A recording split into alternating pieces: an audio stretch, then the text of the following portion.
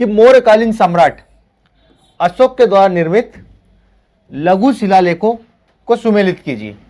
जो मौर्यकालीन सम्राट अशोक थे उनके द्वारा जो लघु शिलालेख निर्मित किए गए थे उनको हमें सुमेलित करना है कि कौन सा शिलालेख कहाँ है।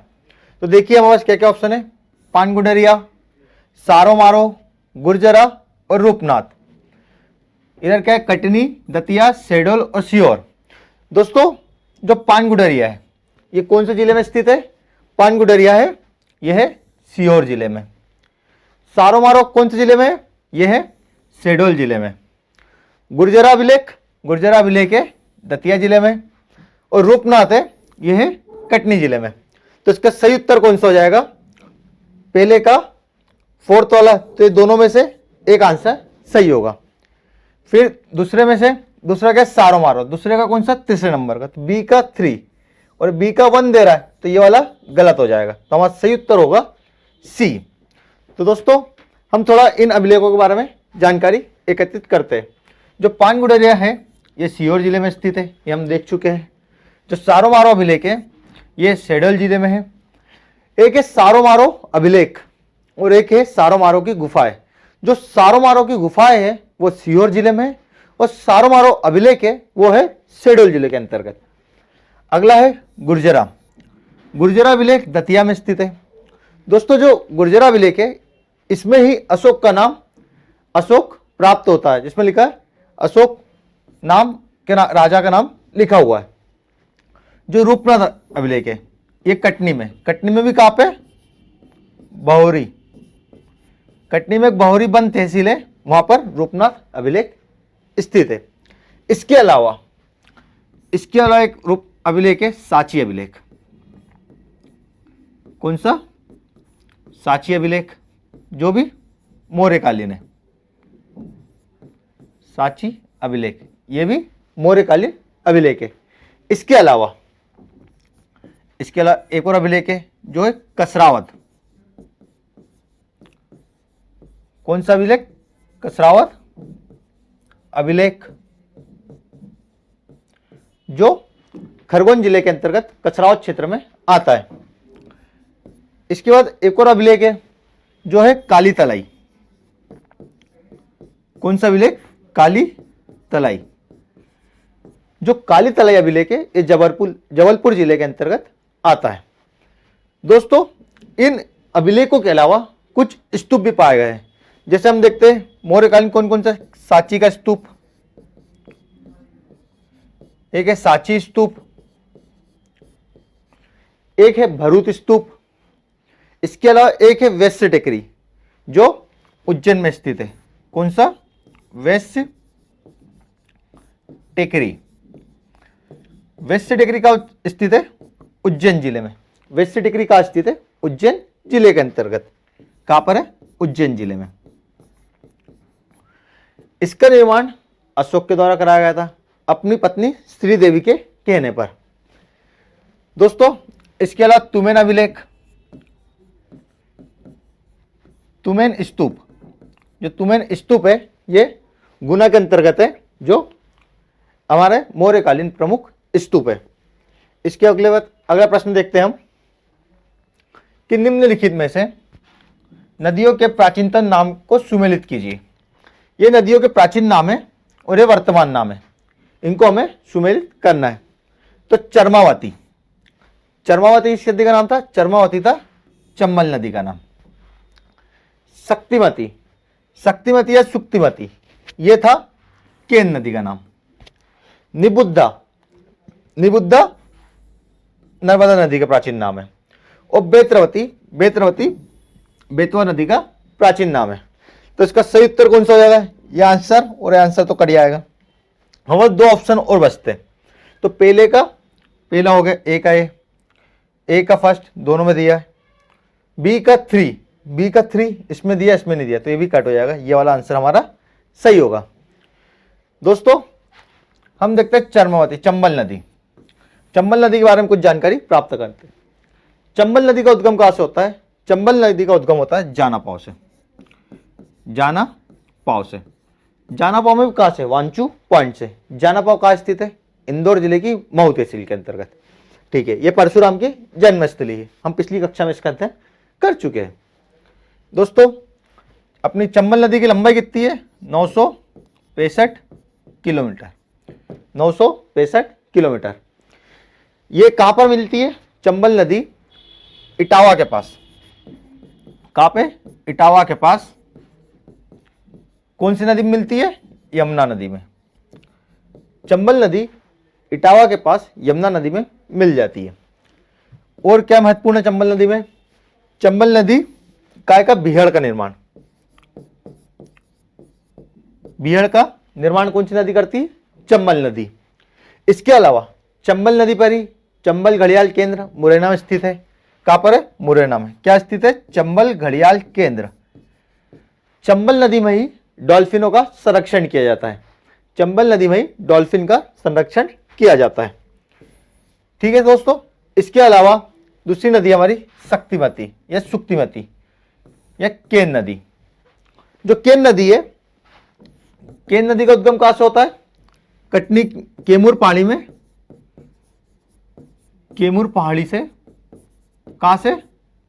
कटनी से। कैमूर पहाड़ी से होता है और कहां से? कटनी से केन नदी का उद्गम होता है। केन नदी की लंबाई कितनी है? केन नदी की लंबाई है 427 किलोमीटर। केन नदी की लंबाई है 427 किलोमीटर। इसमें कौन कौन से जलप्रपात है? एक है गाथा, एक है पांडव और एक है रने। ये तीन जलप्रपात केन नदी पर है। केन नदी पन्ना राष्ट्रीय उद्यान के बीच से गुजरती है। कौन सा राष्ट्रीय उद्यान? पन्ना। पन्ना राष्ट्रीय उद्यान के बीच से गुजरती है। केन नदी किस नदी में मिलती है? ये मिलती है यमुना नदी में। किस नदी में मिल जाती है? यमुना नदी में केन नदी मिलती है। मध्य प्रदेश पर्यटन विभाग ने इसे सुंदर नदी का दर्जा क्या दिया है? सुंदर नदी का दर्जा केन नदी को दिया गया है। आपसे प्रश्न पूछा जाएगा कि मध्य प्रदेश पर्यटन विभाग ने किस नदी को सुंदर नदी का दर्जा दिया है? तो केन नदी को सुंदर नदी का दर्जा दिया गया है। दोस्तों, इसके अलावा हम देखते हैं अगली नदी कौन सी हमारी? निबुद्धा या नर्मदा नदी। नर्मदा नदी को मध्य प्रदेश की जीवन रेखा, सबसे महत्वपूर्ण तथ्य, मध्य प्रदेश की जीवन रेखा कहा जाता है। मध्य प्रदेश की जीवन रेखा किस नदी को कहा जाता है? नर्मदा नदी को। नर्मदा नदी का उद्गम कहां से होता है? अमरकंटक से। अमरकंटक से। अमरकंटक कौन से जिले में है? अनूपपुर जिले में। इसकी लंबाई कितनी है?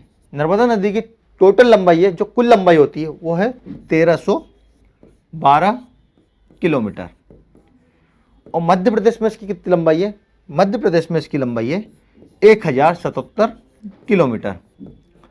1077 किलोमीटर इसकी मध्य प्रदेश में लंबाई है और टोटल इसकी लंबाई है 1312 किलोमीटर। नर्मदा नदी पर इंदिरा सागर बांध, महेश्वर बांध, ओमकारेश्वर बांध, नर्मदा नदी पर ही ओमकारेश्वर बांध, महेश्वर बांध, इंदिरा सागर बांध आदि परियोजना संचालित है। इसके अलावा इसकी सहायक नदियों पर तवा परियोजना, फिर थीन परियोजना, ये सभी नर्मदा नदी पर या उसकी सहायक नदी पर स्थित है। इसके अलावा नर्मदा नदी को जीवित नदी का दर्जा प्राप्त है। कौन सी नदी? जीवित नदी का दर्जा नर्मदा नदी को प्राप्त है। इस पर ही धुआंधार जलप्रपात स्थित है। इसके अलावा सहस्त्रधारा, कपिल धारा सभी जलप्रपात नर्मदा नदी पर ही स्थित है। दोस्तों, अगली नदी आती है बेतरवती नदी। बेतरवती किसका प्राचीन नाम है? बेतरवती प्राचीन नाम है बेतवा का। नर्मदा नदी के निबुद्धा के अलावा और कुछ प्राचीन नाम भी है। इसको रेवा, मेकल सूता,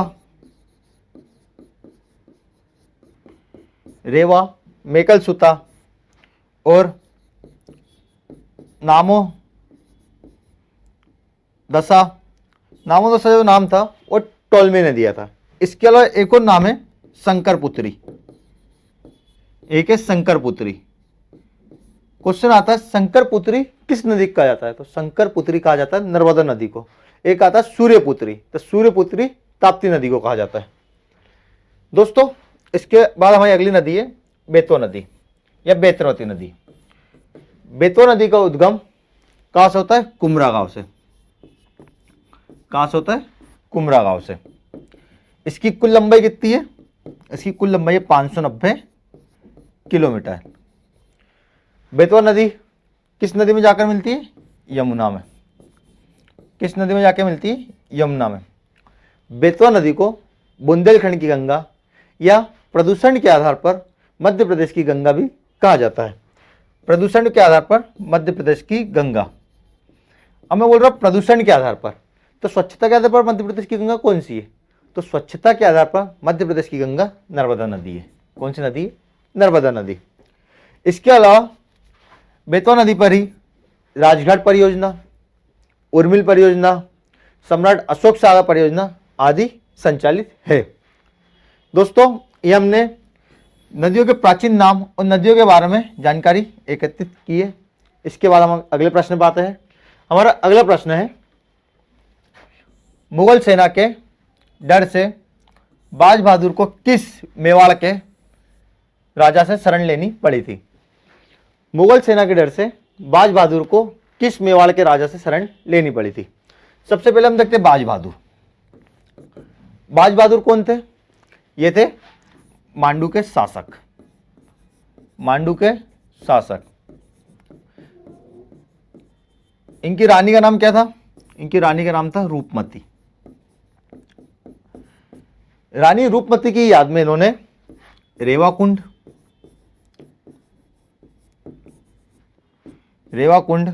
और रूपमती महल का निर्माण करवाया था। इसके अलावा बाज बहादुर ने 1561 में अकबर के जो सेनापति थे या मुगल सेना थी जिसमें था आदम खां से कौन सा युद्ध लड़ा था? संग्रामपुर का युद्ध। संग्रामपुर नहीं, सारंगपुर का, सॉरी दोस्तों, सारंगपुर का युद्ध। सारंगपुर का युद्ध बाज बहादुर ने आदम खां के साथ लड़ा था। इसी मुगल सेना के डर से उन्होंने मेवाड़ के शासक से शरण ली थी। मेवाड़ के शासक क्या शरण ली थी? तो कौन से शासक थे? ऑप्शन देखते हैं हम। राणा रायमल, प्रताप सिंह, विक्रमादित्य सिंह और राणा उदय सिंह। तो इसका सही उत्तर है राणा उदय सिंह। इसका सही उत्तर है राणा उदय सिंह। ये हमारे बाज बहादुर और राणा उदय सिंह। कौन कौन थे मुगल सेनापति? आदम खां, पीर मोहम्मद और अब्दुल खां। इनके लगातार हमले से बाज बहादुर ने कहाँ शरण ली थी? राजा उदय सिंह के। ये कहाँ के राजा थे? मेवाड़ के।